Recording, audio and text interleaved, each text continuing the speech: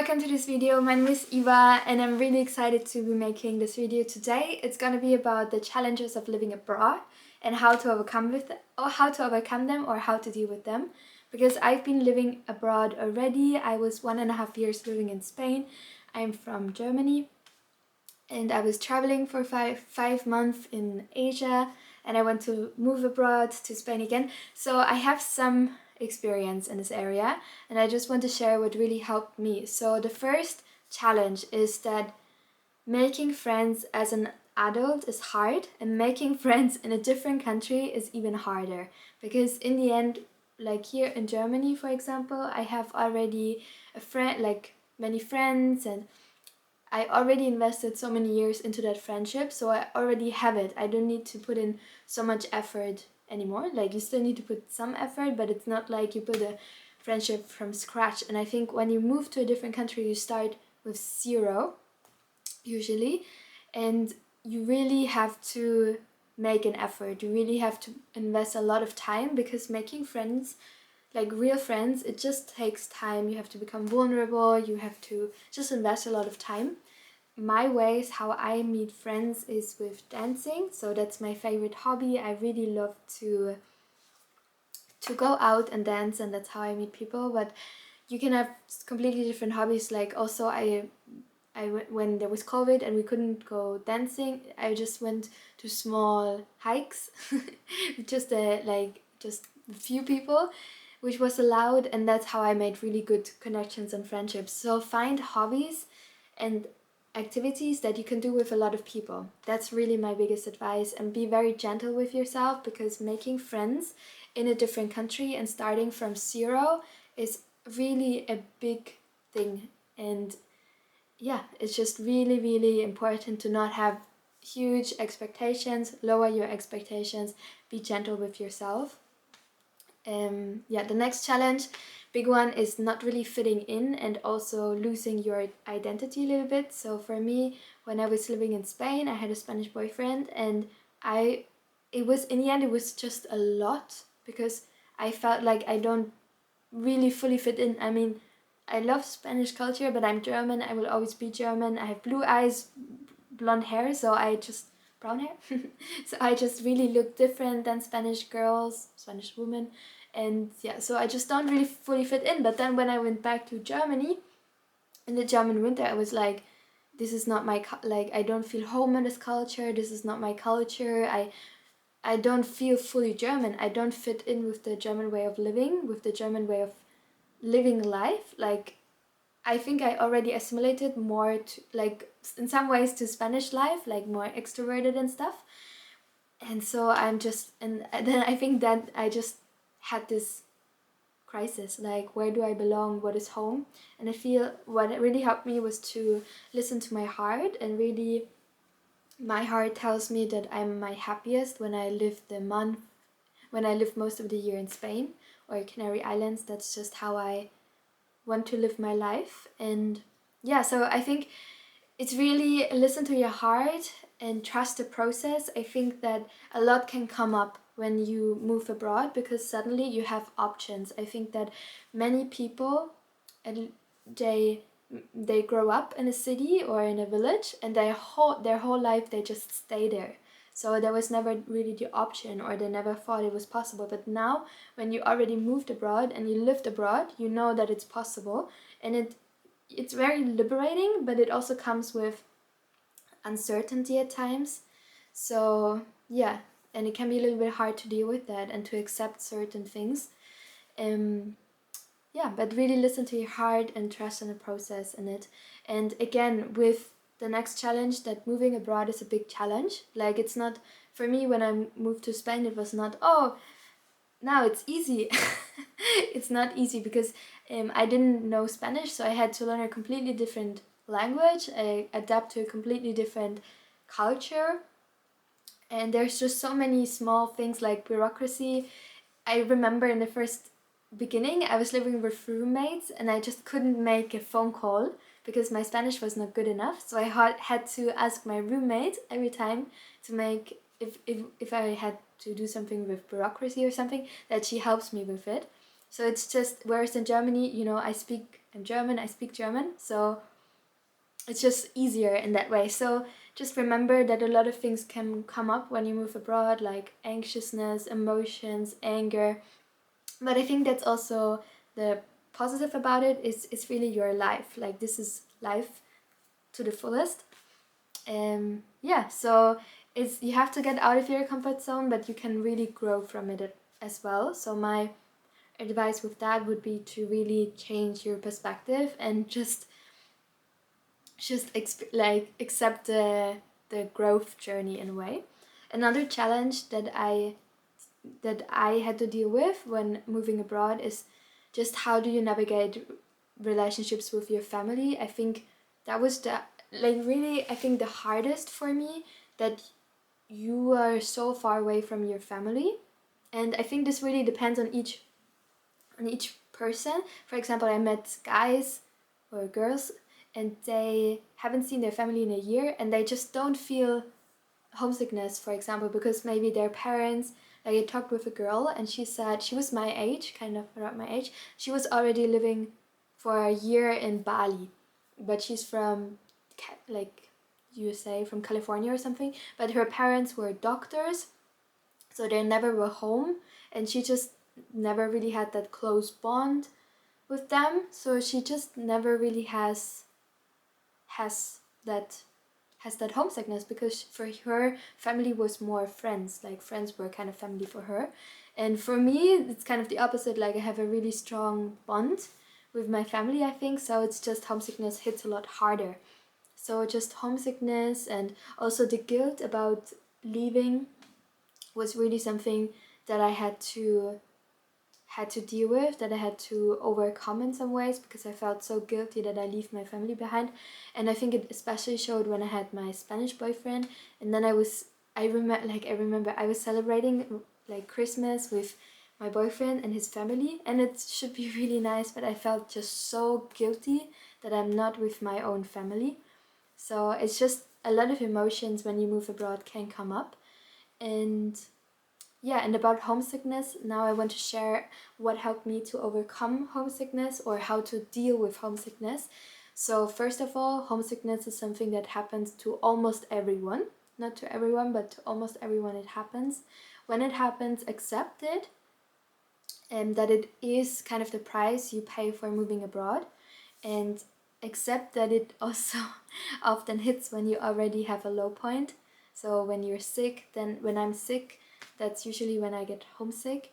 And remember that and I think that's just a priority that I have, to know that I can go home to my or visit my parents anytime. Like if there's an urgency or something, I can just get into the next flight and go home. And I think that's really something I noticed when I lived in Thailand, or when I traveled in Thailand, that I want to live in Europe or Canary Islands, where I don't need to fly more than 5 hours with a direct flight, so that I can be home in 1 or maximum 2 days when something happens. And that's just that's just something that I have for myself, and that really makes it easier, just knowing that I can go home anytime and just have that priority, that you always have enough money, for example, to go home anytime, just to know that when something happens you can go home. And what really helped me with homesickness, and that's something I want to do in the future, is to really see my parents in one way or another every 3 or 4 months. Like that's my goal. That would be the best, because the last time I didn't see them for, like, once I moved abroad, I didn't see them for I think 5 months or 6 months, and that was far too long. And I really suffered in the end because I just really missed them so much. So for me, if it is possible, I would love to make a rule that I see my parents every 3 or 4 months. And maybe for you, if it's possible, you can see them more or less, but really make it a priority that no, in this week I fly home, or in this week my parents visit me or something. Just that you have this structure, so that you know, okay, after 3 months I see them. I think that's really something that helps me. Another thing that helps me with homesickness is that you have to let go of just reminiscing, I think is the word, in the past, because you cannot repeat the past. Whatever happened in the past, you cannot repeat it. So I think sometimes maybe you know it when you had an ex-boyfriend and you just only think about the good things in a relationship, but obviously there was a reason why you broke up. And I think it's the same with, for me, there was a reason why I moved to Spain, like for example the German winter. And so there's a reason for it, and sometimes it's easy to get into wishful thinking or thinking, oh, the past was so amazing. No, the past was also good and bad. So not to get into idealizing your past, but have like a realistic picture of what was it like to live in your home country and why did you move abroad. So always remember your why. And some very smaller tips, what really helps me with homesickness is to have, for example, I'm German, so I listen to German music, I watch German YouTube videos, I watch German movies, just really comfy stuff when homesickness hits me. And what really helped me as well, was to find a friend that is German and female and around my age. That was so helpful because you have someone that you can identify yourself with and who kind of understands you. So if that's possible, find a friend that is from your home nationality, around your age, kind of, because he or she is probably going through similar things, and that really helped me so much. Another advice for homesickness is obviously therapy. I think that's just the best of all the tips. If you can go to a therapist who maybe has also lived abroad and who knows what he or she is talking about, I think that's really, really great to have someone to talk to. And another thing is have the same routine wherever you are in the world. So for example, my routine is shower, breakfast. I really love to watch YouTube videos while I, for example, clean the kitchen or something, and that's something I do no matter where I live. So just have rituals that you do everywhere in the world. And now, how to deal with guilt. So guilt for me came up a lot, like guilt of not being there for my parents, of kind of leaving them behind, or yeah, it's just a lot of guilt came up. But I think that in the end, your parents should be happy when you're happy. And when, for example, my life path is quite unconventional, and I struggled so much with that, why am I not normal, why can I not be normal. But in the end, your parents have to just accept it and be happy when you are happy. And when living abroad makes you happy, which for me it does, I love Spain, it makes me happy, then your parents should be happy for you. And yeah, and I think that with guilt as well, what helped me was to know that there are different stages in life. Like first you are a child, your parents take care of you, then you have this independent phase where you have to explore your own life, and then when your parents become like old, you have to take care of them, kind of. I mean, depends so much on each situation, but for me, I know that when my parents, for example, are really old, so I have to take care of them, there will be a solution, and I will make it somehow. Either I move back to Germany or they maybe move with me to Spain. So that there is a challenge, but for now, like, there is a solution, but for now it's really, you're in a phase where you can have that independence, and that's really great. And I think also knowing that this is your life, and obviously you love your parents, but maybe they will not be in your life forever, so you have to live life on your own in a way, and make yourself, is like your happiness as well, a priority. And there's no guilt in that, there's no shame in that, because for example, if I would be living in Germany, I just think I would be quite unhappy, and it doesn't help anyone as well. So yeah, don't feel guilty for moving abroad. Find ways that you can still have, video chats with your family, or try to make it a priority to visit them or help them when they get older, etc. But you moving abroad is just not a reason for you to feel so guilty. So these are the things that I've learned from, or the challenges that I dealt with living abroad. like living abroad is amazing, but it just a lot of things can come up, and it can be challenging to navigate those different things. I think specifically it's difficult because so many people have the idea, oh, she's living abroad, so her life is perfect and she has no right to complain.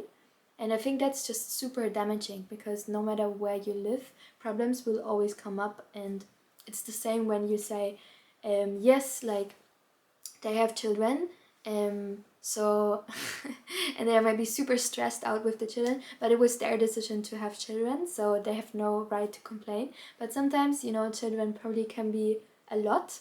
So I think sometimes it's or, you know, work can be a lot or whatever. So sometimes you should have the right, I think, to not just complain, but just really deal with the challenges and say, okay, this is how I want to work through it in a way. So yeah, that was the video for today. Have you lived abroad before? What was your biggest challenge while living abroad? Where did you live abroad? I would love to hear. I'm really curious about it.